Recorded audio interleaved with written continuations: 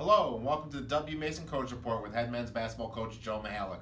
Welcome, Coach. Great to be here. Big week. Coach, calendar is now in February, coming off a week where you're on the road, finally at home, 2 home games this week.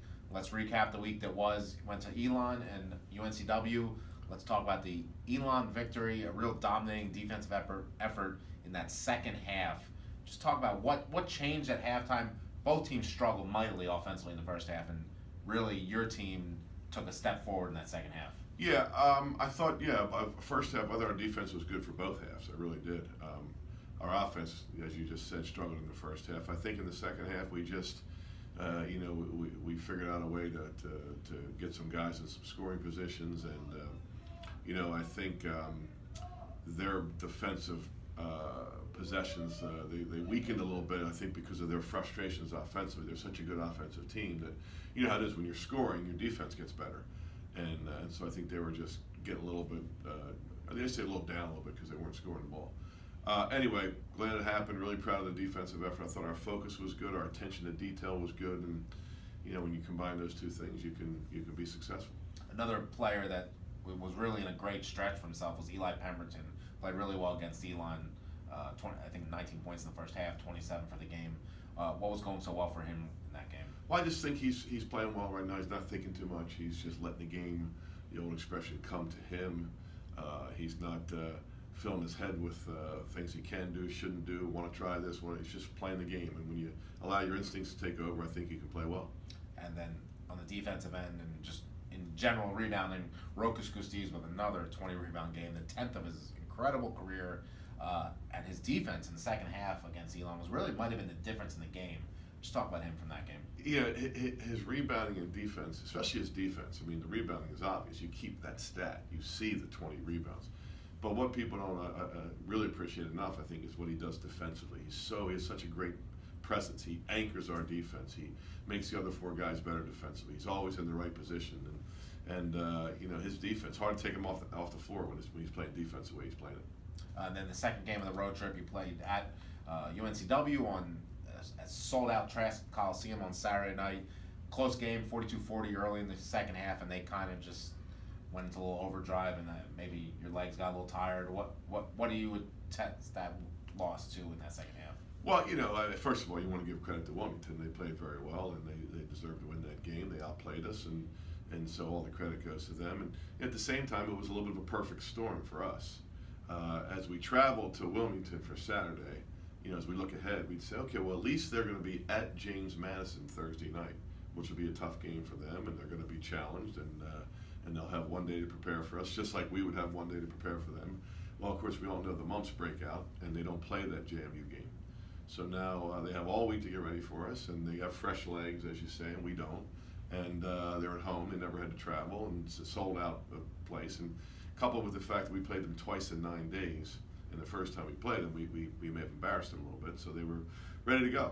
And throw all those things together, I quite frankly don't understand why this happens so much in our league this year, where it happened for everybody, where you play the same opponent twice within 9 days. It doesn't make any sense. I don't think that's the true spirit of round robin, but again, everybody dealt with it. So perfect storm, credit to Wilmington.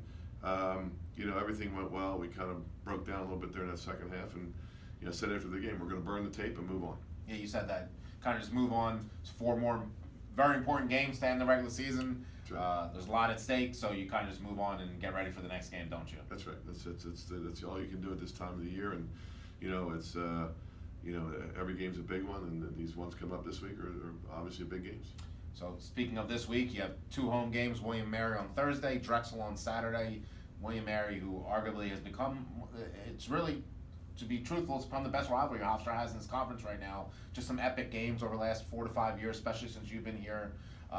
Just talk about the rivalry and what makes this rivalry so good right now. Yeah, hard to say. I mean, when I first came here, I didn't know who the rival was, and I thought it would have been like Delaware or something like that because of the years past and the conference affiliation with back in the days of the America East.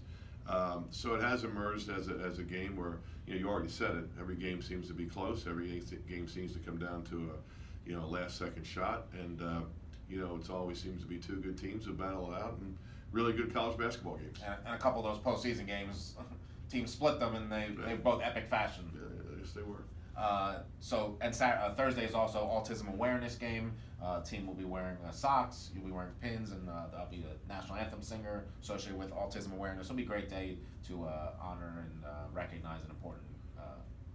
Yeah, it's good. It's so good for us to do this. I mean, as college basketball coaches, we have a platform to make people aware of things, and of course, autism is something I think we've made great strides there in our all across the world, and I think there's better days ahead as far as making even better strides. And the more people have become aware of what we can do to help cure this disease of autism, I think the better.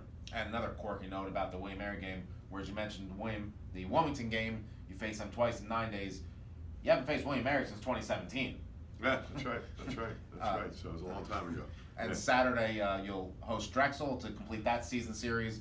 Obviously, you don't like to look ahead too much. What are your thoughts on facing the Dragons again? Yeah, all I know is they're playing very well. I know they won 4 in a row. They beat some good teams, and they're in every game. And like you say, I've got enough agita right now worried about William Mary. You don't want to start thinking about Saturday. But 2 big games this week. I'm hoping the people will come out. And we played at UNC Wilmington. It was sold out, and it was a great college atmosphere. And when you have a 6th man there, when you have some people in the building, it really helps you at home. Well, Coach, thank you and good luck this week. Thank you. And thank you for joining us on the W. Mason Coach Report with head men's basketball coach Joe Mihalich.